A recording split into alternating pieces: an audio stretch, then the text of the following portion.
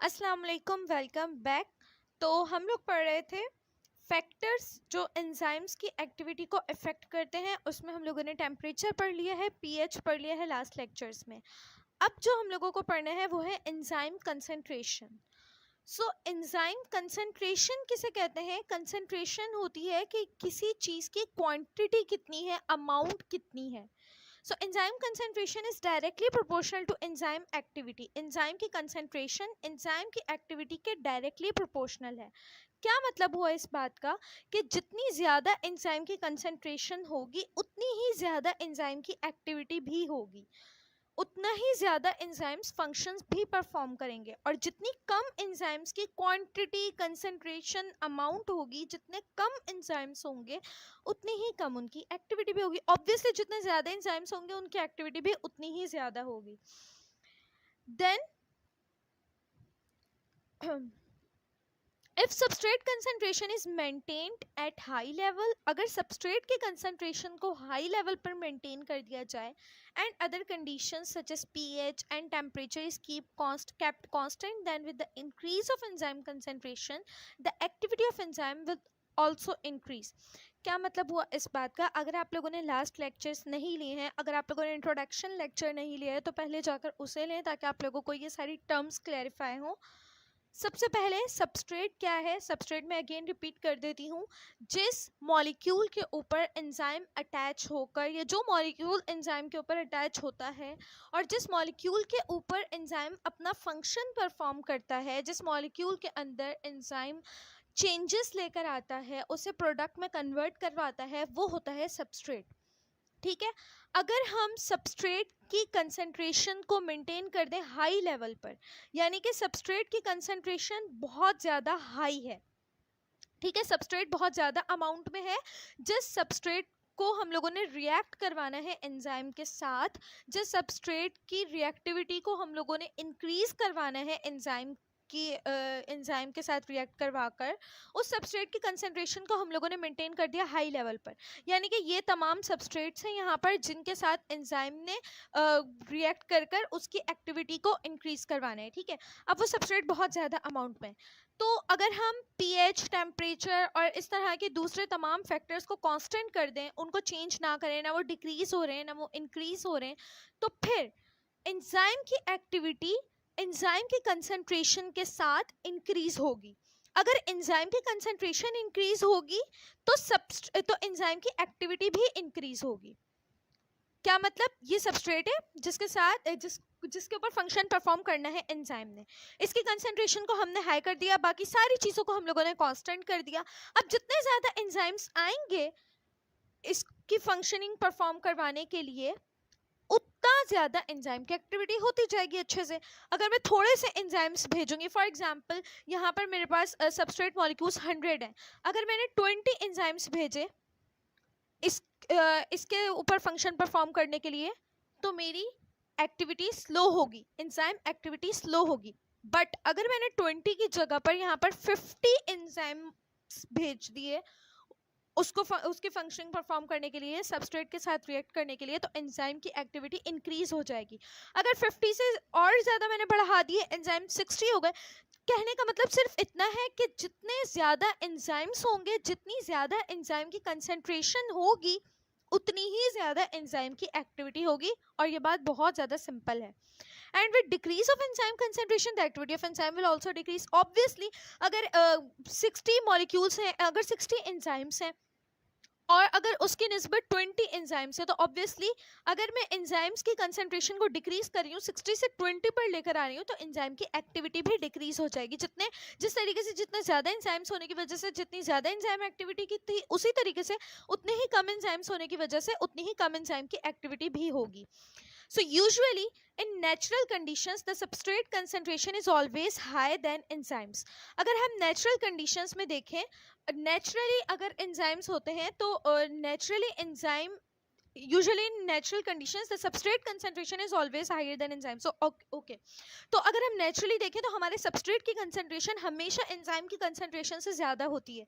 यानी कि हमारी बॉडी में जितने भी सबस्ट्रेट हैं जिनकी फंक्शनिंग के लिए एंजाइम्स की रिक्वायरमेंट है, जिनको एंजाइम्स की ज़रूरत है, अगर हम कुदरती तौर पर देखें तो उन मॉलिक्यूल्स की तादाद ज़्यादा होती है. यानी कि हमारी बॉडी में सबस्ट्रेट की तादाद एंजाइम्स की तादाद से ज़्यादा है, एंजाइम्स की कंसंट्रेशन से ज़्यादा है. However, when the enzyme concentration becomes saturated as compared to substrate, then the rate of reaction will not increase further. This maximum rate is never obtained. क्या आप कह रहे हैं?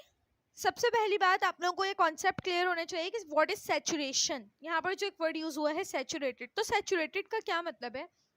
सैचुरेटेड का मतलब है कि कोई चीज पूरी तरह से अपनी स्पेस ऑक्यूपाई कर ले. मतलब ना किसी चीज के और ज्यादा ऐड होने की गुंजाइश हो, ना कोई चीज और ज्यादा ऐड होने की जगह हो, ना कोई चीज बहुत ज्यादा हो गई हो. बिल्कुल परफेक्ट, बिल्कुल कंप्लीट अगर कोई चीज है तो वो सैचुरेटेड है.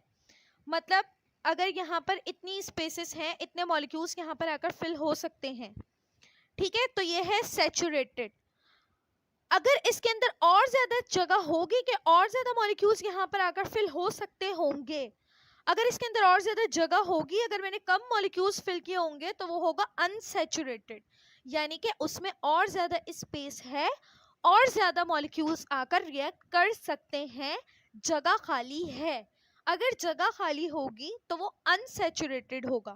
लेकिन अगर मैंने इसे एक्स्ट्रा फिल कर दिया है, जितना नहीं फिल हो सकता था मैंने प्रेशर से एक्स्ट्रा फिल कर दिया है, तो वो होगा सुपर सैचुरेटेड. यानी कि जितनी जगह नहीं थी मैंने उतना उसे फिल कर दिया था. Super saturated, unsaturated incomplete, super saturated extra fill कर दिया है. अब सुपर सैचुरेटेड और अनसैचुरेटेड दोनों की दरमियानी कंडीशन आती है सैचुरेटेड, जो ना ही उसके अंदर मजीद जगह होती है और ना ही उसके अंदर एक्स्ट्रा कुछ फिल किया होता है, बिल्कुल परफेक्ट, ना कम ना ज्यादा, वो चीज होती है सैचुरेटेड. सो अब हम देखते हैं, कह रहे हैं when the enzyme concentration becomes saturated as compared to substrate. यानी कि अगर फॉर एग्जाम्पल, जस्ट एग्जाम्पल दे रही हूँ, अगर मेरे पास 100 सबस्ट्रेट्स हैं, उनके मुकाबले में अगर मैंने 100 एंजाइम्स भेज दिए कि एक एक सबस्ट्रेट को एक एक एंजाइम जाकर उसकी रिएक्टिविटी कंप्लीट करवाता जाए, तो सबस्ट्रेट कंसंट्रेशन एंजाइम कंसंट्रेशन से क्या हो गई है? सैचुरेटेड हो गई है. ठीक है, एंजाइम कंसंट्रेशन और एंजाइम कंसंट्रेशन सबस्ट्रेट कंसंट्रेशन के मुकाबले में बिल्कुल सैचुरेट हो गए. ना मजीद एंजाइम्स की गुंजाइश है, ना मजीद एंजाइम्स की रिक्वायरमेंट है, ना मजीद एंजाइम्स यहाँ पर आ सकते हैं. यानी कि ना एंजाइम्स कम है, यानी कि मैं और एंजाइम्स यहाँ पर नहीं भेज सकती. ये बिल्कुल कंप्लीट फील्ड है. हर सबस्ट्रेट के ऊपर एक एक एंजाइम है. अगर 98 होते तो फिर भी 2 एंजाइम्स की जगह होती, लेकिन अभी कोई एंजाइम की जगह नहीं है. ना यहाँ पर एक्स्ट्रा एंजाइम्स है, ना कम है ना एक्स्ट्रा है. तो ये क्या कंडीशन होगी? ये वो कंडीशन होगी जिसमें सबस्ट्रेट कंसंट्रेशन एंजाइम कंसंट्रेशन से सैचुरेट हो गई है. तो जब ऐसी कंडीशन हो जाए कि एंजाइम कंसंट्रेशन सबस्ट्रेट कंसंट्रेशन के मुकाबले में सैचुरेटेड हो जाए, then the rate of reaction will not increase further. तो फिर रेट ऑफ रिएक्शन नहीं बढ़ेगा, फिर रिएक्शन की स्पीड नहीं बढ़ेगी. This maximum rate is never obtained. तो फिर वी मैक्सिमम वैल्यू आपको नहीं मिलेगी. क्या मतलब हुआ इस बात का? यानी कि अगर मेरे पास 100 सबस्ट्रेट्स थे, मैंने 20 एंजाइम्स भेजे, ठीक है, एक्टिविटी हो रही है. मैंने 30 एंजाइम्स भेजे, ठीक है, रेट ऑफ रिएक्शन बढ़ रहा है, रिएक्शन की स्पीड बढ़ रही है. कम एंजाइम्स थे, एंजाइम एक्टिविटी कम थी. एंजाइम्स ज़्यादा हुए, एंजाइम्स एक्टिविटी बढ़ गई. मैंने 40 एंजाइम्स भेजे, ठीक है, और ज़्यादा रेट ऑफ रिएक्शन बढ़ गया. मैंने 60 भेजे और बढ़ गया, 80 भेजे और बढ़ गया, 90 भेजे और बढ़ गया. जब तक कि मैं एंजाइम्स की कंसंट्रेशन को इंक्रीज करती रही, एंजाइम्स की अमाउंट को इंक्रीज करती रही, तब तक एंजाइम की activity, rate of reaction increase होता रहा. बट जब एंजाइम की कंसंट्रेशन सैचुरेट हो जाएगी, जब एंजाइम मैंने अब 90 से मजीद इंक्रीज करके 100 कर दिए, बिल्कुल कंप्लीट फिल हो गए एंजाइम, तो फिर उसके बाद ये स्पीड बढ़ना बंद हो जाएगी, रेट ऑफ रिएक्शन इंक्रीज होना बंद हो जाएगा। इसके बाद मजीद रिएक्शन की स्पीड नहीं बढ़ेगी, रेट ऑफ रिएक्शन नहीं बढ़ेगा। क्यों? क्योंकि जितनी ज्यादा गुंजाइश थी उतना हो चुका होता है ना, हर चीज का एक मैक्सिमम पॉइंट होता है, एक लेवल होता है कि बस वो वहीं तक के इंक्रीज हो सकती है, उसके बाद एक मैक्सिमम पॉइंट पर जब वो मैक्सिमम पॉइंट को रीच कर लेती है फिर उसके बाद कोई फायदा नहीं होता। बिल्कुल वैसे ही यहाँ पर जब तक कि मैं एंजाइम की कंसंट्रेशन को इंक्रीज करती रही, रेट ऑफ रिएक्शन भी इंक्रीज होता रहा, बट जब वो सैचुरेट हो गया, जब उसके अंदर मजीद गुंजाइश ही नहीं है, जब उसने मैक्सिमम लेवल को रीच कर लिया है, मैक्सिमम मैक्सिमम पीक पॉइंट पर वो पहुंच चुका है, फिर उसके बाद एंजाइम की एक्टिविटी है, रेट ऑफ रिएक्शन मजीद इंक्रीज नहीं होगा। क्यों? क्योंकि वही उसका मैक्सिमम पॉइंट था।